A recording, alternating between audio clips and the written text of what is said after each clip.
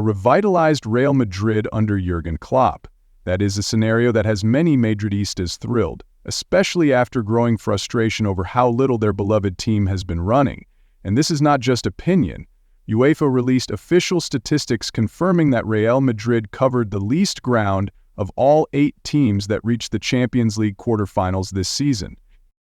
That reality would surely change if the German tactician arrived at Santiago Bernabéu. Everyone knows Klopp represents a philosophy rooted in pace, physicality, and tactical discipline. But Real Madrid is not a team that naturally conforms to structure. This is a club built on instinct, a place where superstars thrive in freedom and moments of individual brilliance. Klopp cannot expect Kylian Mbappé or Vinícius Jr. to press with the intensity of Sadio Mane or Mohamed Salah from his Liverpool days, at least not right away. That is why he will need to adapt not only his tactical approach, but also his dressing room management. If he wants Gegenpressing to function at Madrid, Klopp must earn the trust of the biggest egos and make them loyal parts of the machine. And if he succeeds, Real Madrid will evolve from a team driven by instinct into a tactical storm that overwhelms opponents from their own half. Before we imagine a high-pressing Real Madrid suffocating their rivals, 2 key questions must be addressed. First, can Klopp's philosophy truly fit within the culture of Bernabéu? And second, if it does, just how terrifying could that team become? The first issue is the personnel. Real Madrid is not Liverpool, it is not Dortmund. This is a squad of global superstars with massive personalities. More importantly, they are accustomed to playing with creative freedom. Under Carlo Ancelotti, the team thrived on individual improvisation, from Vinícius and Jude Bellingham to potentially Kylian Mbappé. How do you convince such instinct-driven players to sacrifice for the collective and commit to high pressing? Klopp surely knows he cannot apply hardcore pressing systems from Dortmund or Liverpool to Real Madrid right away. You cannot demand a €200 million star like Mbappe to sprint non-stop without a clear purpose. Either you are a genius or you are gone in 3 months. The key will be flexibility. Klopp turned Salah, Firmino, and Mane into a textbook pressing trio, not just because they were talented, but because they believed in the system. Now, he will need to recreate that belief with Vinícius, Bellingham, and Mbappe. 3 players not exactly known for playing support roles. If Klopp earns their trust, the rest could follow like a revolution. Imagine a Real Madrid pressing with the speed of Vinícius and Mbappe down the flanks, the control and composure of Bellingham in midfield, and a physically dominant trio behind them in Tchouaméni, Camavinga, and Valverde. If pressing is an art form of speed and structure, this team has every ingredient to perfect it. Let us not forget Real Madrid has shown they can press effectively in La Liga this season. The problem is, they have only done it in spurts. If pressing becomes their identity, every lost ball in midfield could become a goal within seconds. And more importantly, Gegenpressing is not just about pressing. It is about transitioning faster than anyone else from defense to attack. During Liverpool's peak in the 2018-2019 season, Klopp's side averaged just under 7 seconds to recover possession after losing it. Every press was the beginning of an attack. With Real Madrid's blend of pace, technique, and vertical play, they are a perfect match for the evolution of Gegenpressing. But Gegenpressing also demands the goalkeeper to be the initiator of attacks. A sweeper keeper who can come off his line, play with his feet, and read the game. Here lies the paradox. Thibaut Courtois, called a beast in goal by Klopp himself after the 2022 Champions League final, is not an ideal fit for this system. Courtois is not known for launching attacks with his feet like Alisson. He does not venture outside the box like Ederson, nor does he act as a false center-back like Manuel Neuer. He is an old-school shot stopper, calm, precise, and positionally sound. This can create a disconnect in a pressing system that demands cohesion from back to front. Still, you cannot discard a world-class goalkeeper like Courtois simply because he is not a 100% system fit. Let us not forget that during the 2022 campaign, Courtois made 61 saves in the Champions League, more than any other player, and won man of the match in the final. The most logical solution? Klopp could keep Courtois as his number 1, but also bring in a younger, Alisson version 2 type of goalkeeper. someone who is technically skilled, ready to rotate, and capable of competing long-term. Courtois is 33 years old. Planning for the future is necessary, but writing him off now would be premature. Klopp is not the type of manager who sits back and defends passively. For him, the backline does not merely protect the goal, it drives the transitions. If Klopp arrives at Madrid, his first focus will be on the goalkeeper and defense. And if Gegenpressing truly becomes a part of Real Madrid's identity, it will not just be a change, it will be a tactical revolution inside the Bernabéu. That is why Real Madrid needs a right-back like Trent Alexander-Arnold, someone who does more than just run the line, someone who can switch play, dictate tempo, and fuel the system.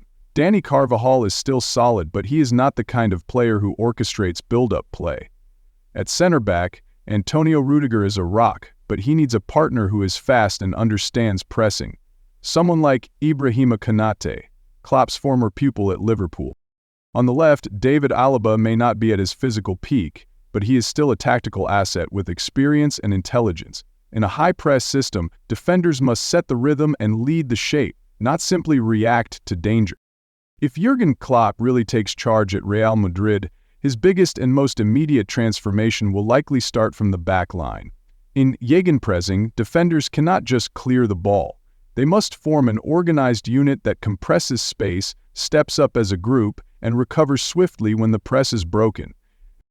That is exactly why Trent Alexander-Arnold would be the dream signing. He is not just a defender, he is a quarterback. Under Klopp, Trent displayed exceptional vision, long-range passing, quick transitions, and pinpoint accuracy. He would bring creative thrust to Madrid's right flank, a zone that has long lacked invention, and turn it into a launching pad for lightning-fast counters.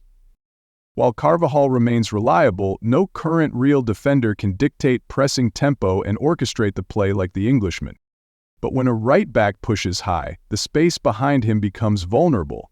Therefore, Klopp will need a center-back duo with pace, stamina, and intelligence. Rudiger fits that mold perfectly with his aggression, fearlessness, and sharp reading of the game.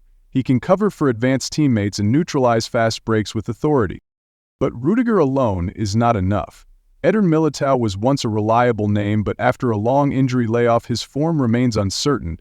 That is why Ibrahima Konate, known for his pace, physical strength, ability to dominate in duels, and most importantly his familiarity with Klopp's system, is emerging as the ideal solution. Konate would not need time to adapt. He understands gegenpressing, and at Real Madrid, where there is no time for adaptation, that is priceless. On the left flank, David Alaba is currently the most viable option, not because he is in peak form, but because of his versatility. Having played as a center-back, left-back, and defensive midfielder, he understands what pressing support entails. A left-back in Klopp's system must know when to push forward, cut inside to support the midfield press, and be ready to recover possession high up the pitch.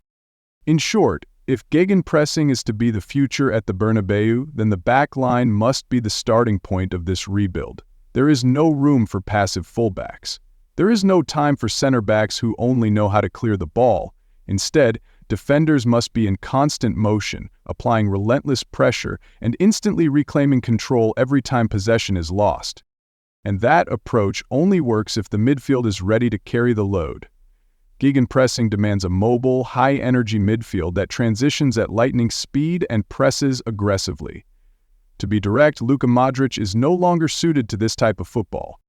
Klopp would build his midfield around the trio of Eduardo Camavinga, Aurelien Tchouaméni, and Jude Bellingham. Each has a distinct role, but all share one mission: win the ball back within 5 seconds and launch the counterattack immediately. Valverde is the ultimate all-arounder. He can play anywhere in midfield and fits Klopp's philosophy perfectly. Meanwhile, Dani Ceballos will likely have to accept a backup role or look for an exit.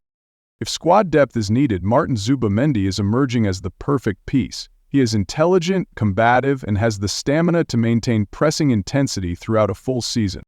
At that point, Real Madrid's midfield will no longer be a stage for the elegance of Modric or the slow control of Toni Kroos. It will become a battleground of intensity, driving transitions with speed and ruthless efficiency.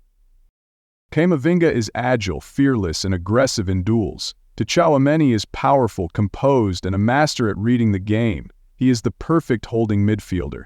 They can rotate or pair up to form a world-class ball-winning duo. Further forward, Jude Bellingham is undoubtedly one of the untouchables. In the summer of 2023, Jürgen Klopp made a huge effort to bring the English midfielder to Liverpool, but it fell short. Now, if they reunite at Real Madrid, the partnership could be something special. Not only because of Bellingham's goal-scoring ability, but because of how he applies pressure. He does not press wildly, he forces mistakes with intelligent positioning and a cool head. This is the model of a modern number 10, a player who can press, connect the system, and produce moments of brilliance in transition. Klopp loves players like this. But not everyone can survive in such a system. Luka Modric, the living legend of Real Madrid, simply no longer has the physical capacity to compete in the world of Gegenpressing. Klopp is not a manager who retains veterans out of loyalty. For him, you either have the stamina to execute the system or step aside for the next generation. Dani Ceballos has good technique but lacks speed and endurance. In the high-intensity football Klopp demands, Ceballos cannot survive. If he does not want to warm the bench all season, leaving might be the most sensible option. On the other hand, Federico Valverde is the kind of treasure Klopp dreams of. He is the type of midfielder Klopp tried to mold from players like Henderson, Wijnaldum, and Milner, a relentless engine, lightning fast in transition and always ready to fire from distance. Valverde can play wide right, drift inside, function as an 8, or even act as a 10. Most importantly, he never stops running. If there is one player in this squad even more tailor-made for pressing than Camavinga or Bellingham, it is Valverde. Of course, all of this would not be enough if Real Madrid hopes to maintain this intense style throughout the entire season. Klopp needs depth, and the name gaining traction is Martin Zubimendi, a midfielder with intelligence, discipline, solid tackling, excellent tempo control, and precision passing under pressure. A true brain for the center of the pitch. But Real Madrid is not the only club tracking Zubimendi. Mikel Arteta's Arsenal also sees him as the successor to Jorginho or Thomas Partey. The competition will be fierce, but if Klopp does arrive in Madrid, he could convince Zubimendi with the promise of being a central figure in the Bernabéu's reconstruction. The biggest challenge Klopp would face at Real Madrid is the number 9 position. Since Karim Benzema left, the club has lacked a world-class striker. For most of the season, they have used Kylian Mbappé as a makeshift center forward. The big question is, can Mbappé play the role that Roberto Firmino once did for Liverpool?